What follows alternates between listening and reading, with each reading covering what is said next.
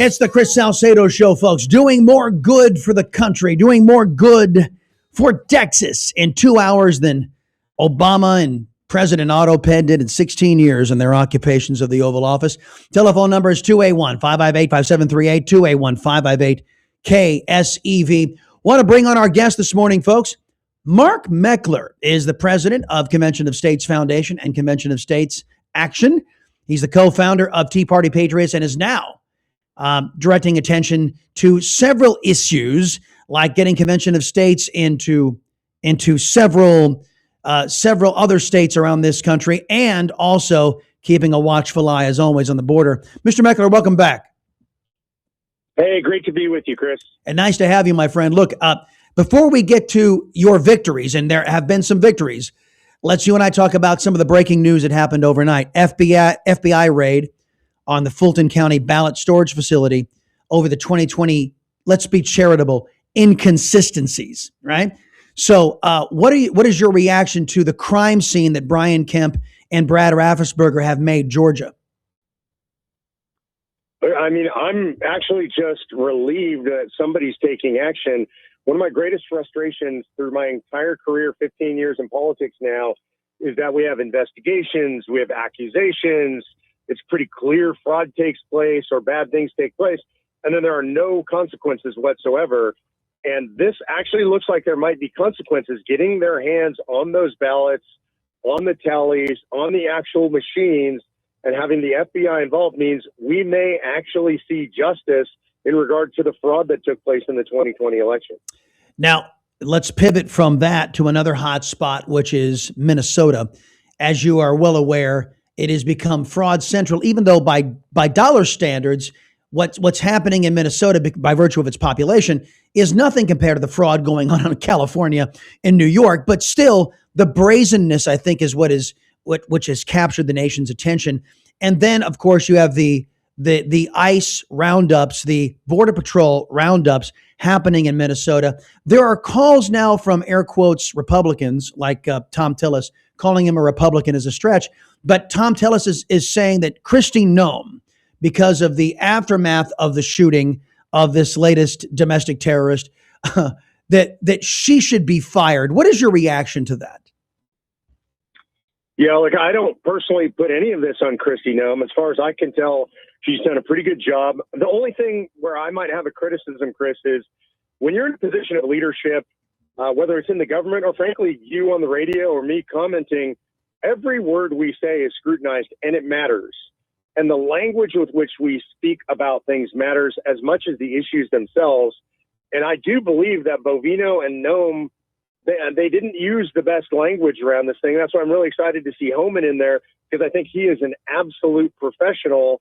He's going to execute as well as anybody, but I think his language is going to be more circumspect. Yeah, and about that, see, for me, I have the brain power, and by the way, not the agenda that the biased press has.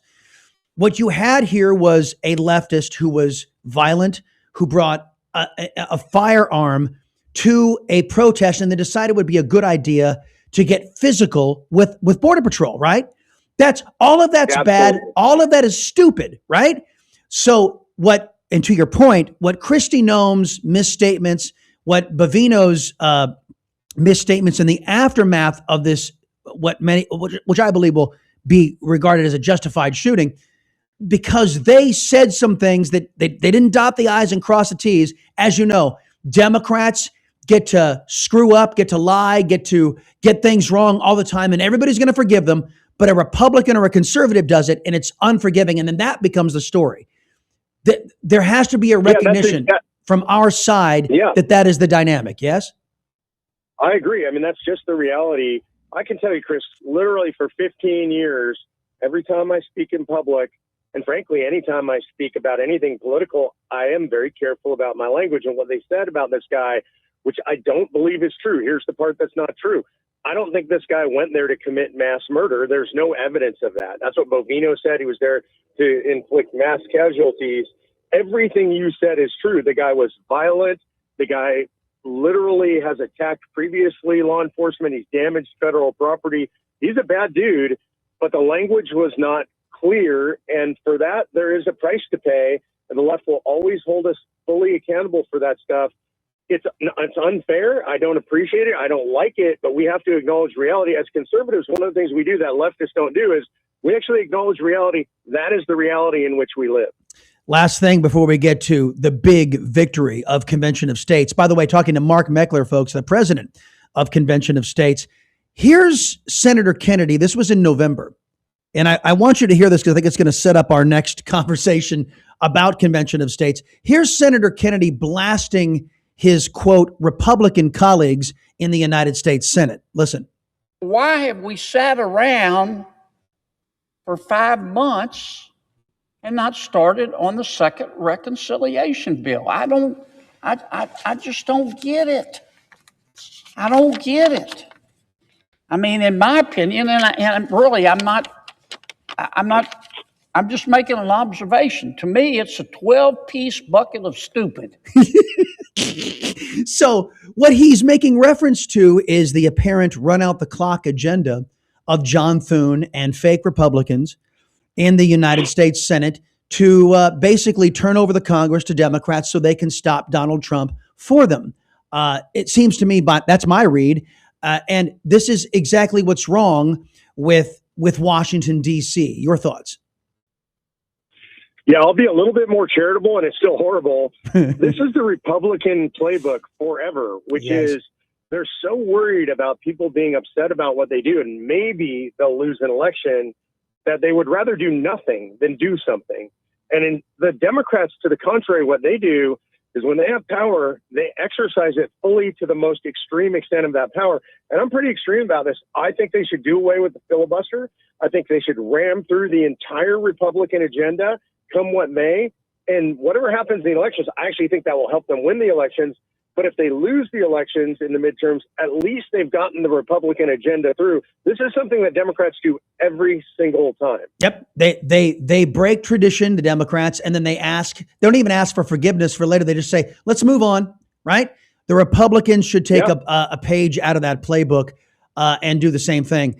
And that leads us to the victory for Convention of States, because as I have said, Mark, as you have said, Mark, Washington will not fix itself. It is up to we, the people. You guys have a big victory in Kansas. Tell the folks. Yeah, so Convention of States, it requires 34 states to call a convention to propose amendments, to impose term limits, impose a balanced budget, impose tax caps, do away with the Department of Education, Energy, Health and Human Services. We can do all those things. It takes 34 states to call the convention. We just passed the 20 mark, the threshold of 20.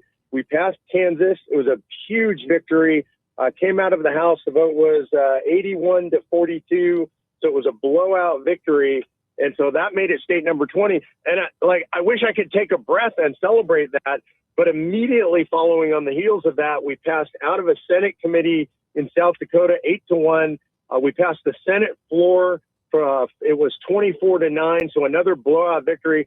We're moving over to the House next week. I'm looking forward to that being state number 21. Excellent. And so now, so we got 21 coming down the pike. What are the other states we should be keeping an eye on that you feel confident will adopt Convention of States language in the coming year? Yeah, I think the next two to pay attention to are North Carolina. And that's another interesting one. They've already passed the House. They've done that several times. We just need to move it through the Senate.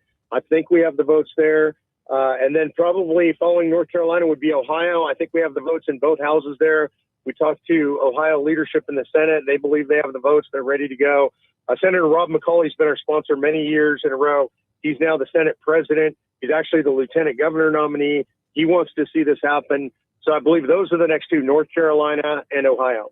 What are your main obstacles Convention of States action is facing? We know that every Democrat will not want to restore power to the states. So let's just leave the Democrat obstacles. We're going to accept anybody who's a leftist, a Marxist, a Democrat. They are going to be opposing what you're doing. Tell me about the air quote Republican opposition that you're getting. Yeah, I mean, it comes from a couple of groups, actually 3 groups now.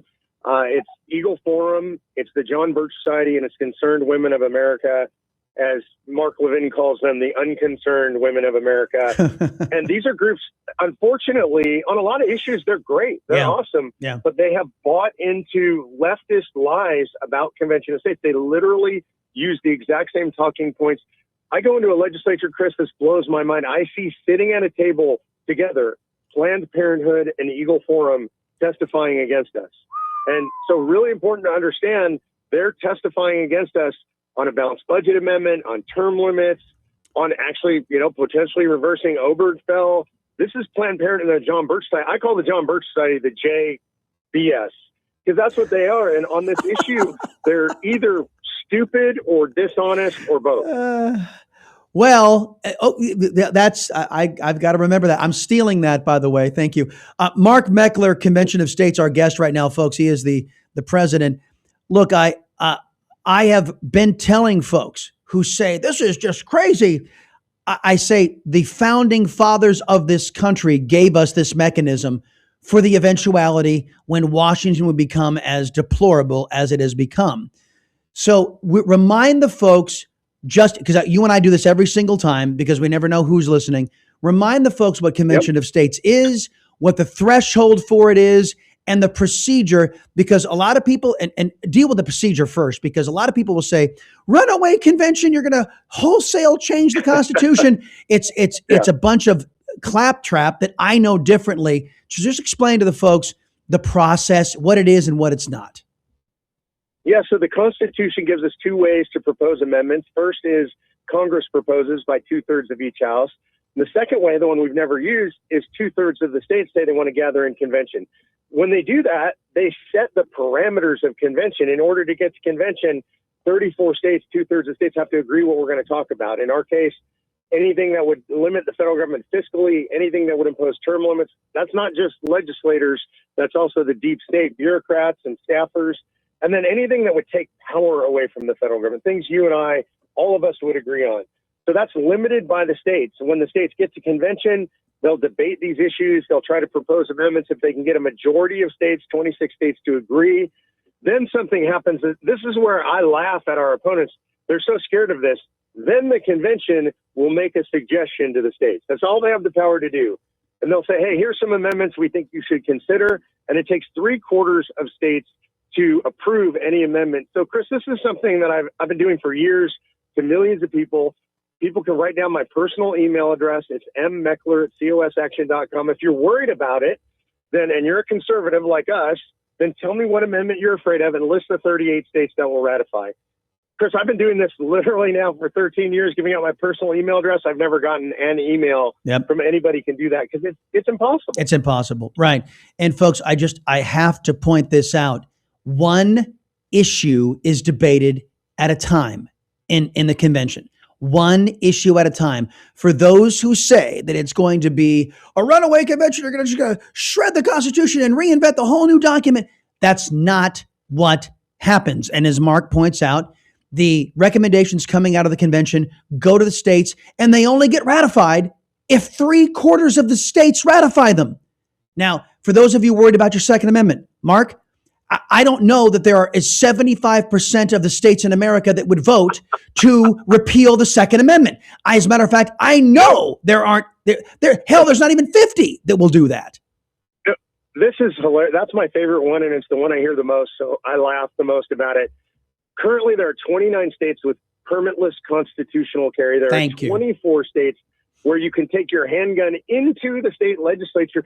Chris, there are 14 states where you could take your AR, chamber around, sling it across your back, walk into the legislature, sit in the gallery, and watch the proceedings. The idea that you could get 38 states to ratify the repeal of the Second Amendment is just offensive and absurd and ridiculous. It is stupid. Mark Meckler, give that email address one more time. Hey, maybe we'll break the trend here. Go ahead, give that email address one more time. Absolutely. It's mmeckler, MMECKLER @cosaction.com. That's my personal email address. Right. If folks want to get involved, Chris, they go to conventionofstates.com. Before we wrap, I got to say one thing, which is I've known you for a long time, literally as long as I've known anybody in politics. I mean, you and I connected first back in the early days of the Tea Party movement. Mm-hmm. And I just got to say, God bless you, brother, because you have been a stalwart warrior for the 15, 16 years I've been engaged in politics, I've watched you rise in the conservative ecosystem, media ecosystem.